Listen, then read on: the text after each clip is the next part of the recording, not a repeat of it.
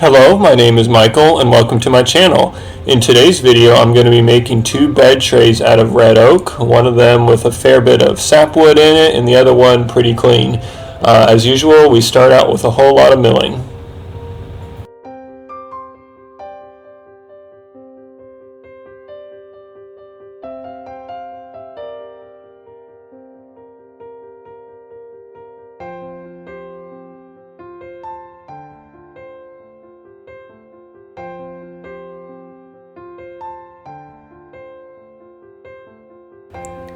You always seem to have equipment one size smaller than what you're wanting to use it for, so as I've shown in previous videos, we're just going to do a little trick to mill this flat.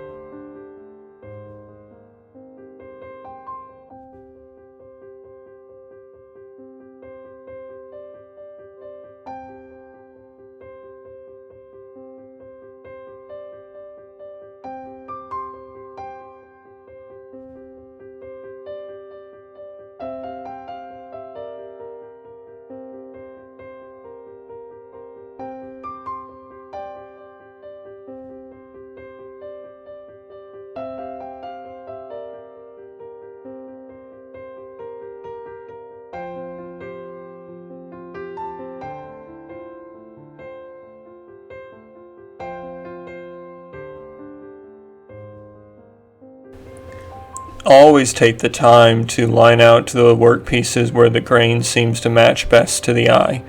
Once you've got that set up, it's time to glue.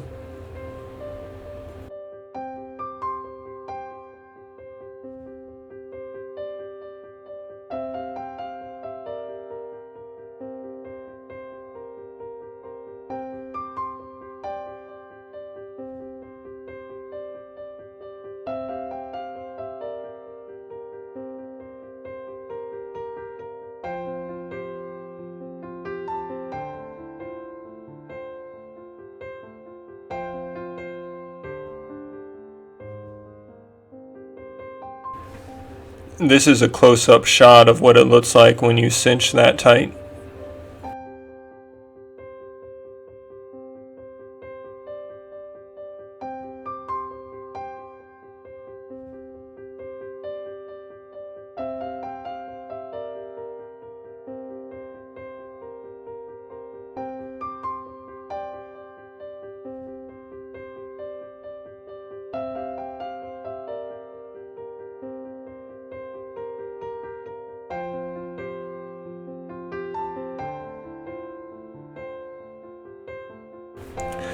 Now that the work pieces are glued together, we've sanded off the excess glue and scraped it clean.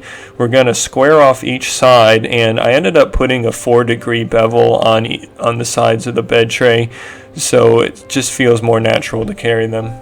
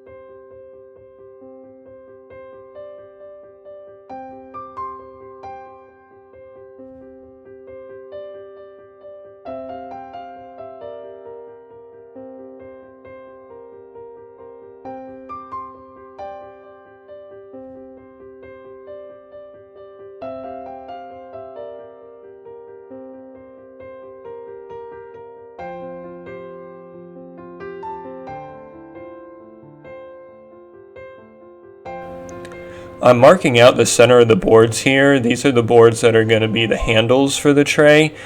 So we just need to lay out where those are going to be cut out.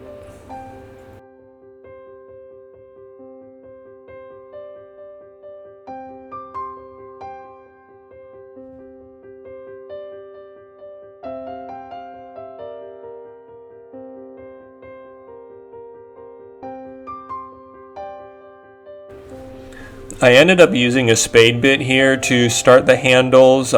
Using a hole saw would probably have been better.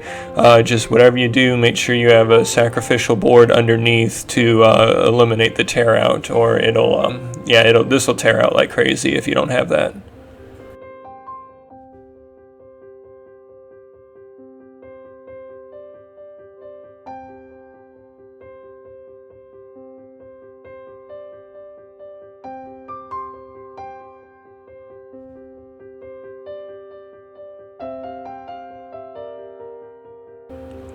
I wonder why people lock their work tools down to the workbench when they're using them.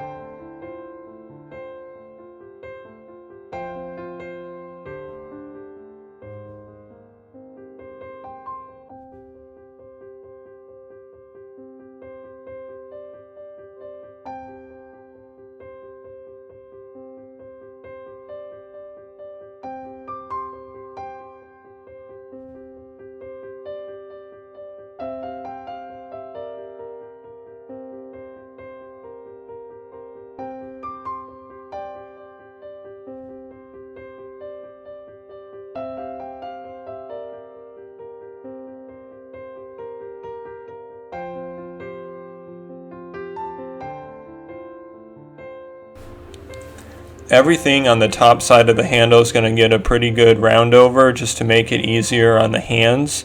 After you're done doing this, I'm going to show you how I typically fasten this handle to the rest of the bed tray. And since we cut the bed tray at a 4-degree bevel, we're also going to cut that at a 4-degree bevel, and that'll be coming up here in just a second.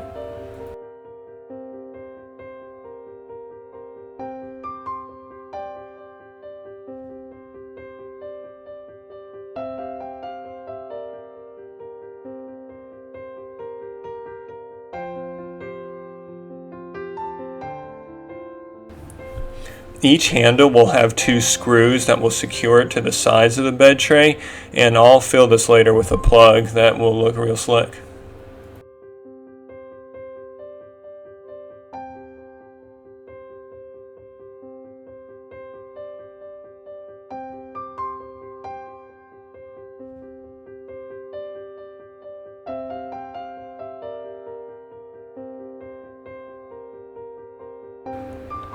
And here's the first glimpse of the layout.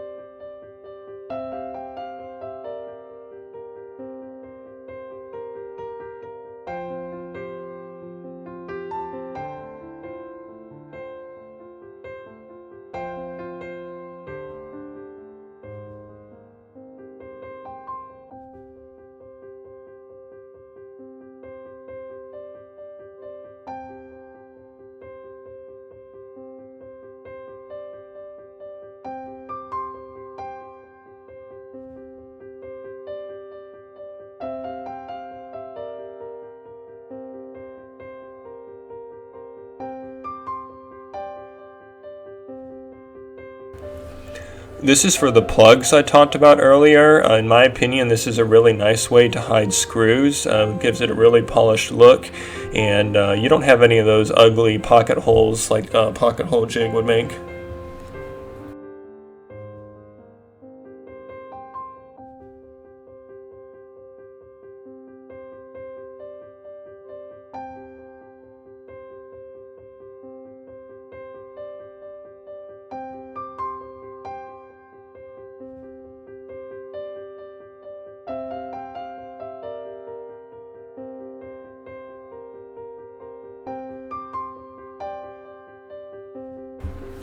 Once the glue is dry, go ahead and cut off the excess. Always use a piece of painter's tape though, that really helps keep you from marring the surface of the project.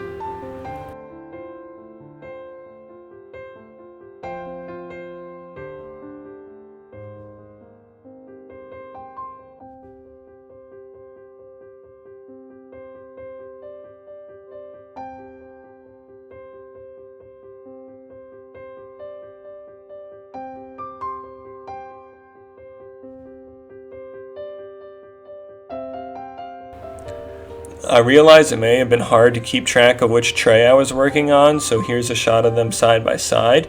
I put 3 coats of a clear top coat to protect them, and I also have a close-up shot here of the plug cut that I think is just really gives it a polished look.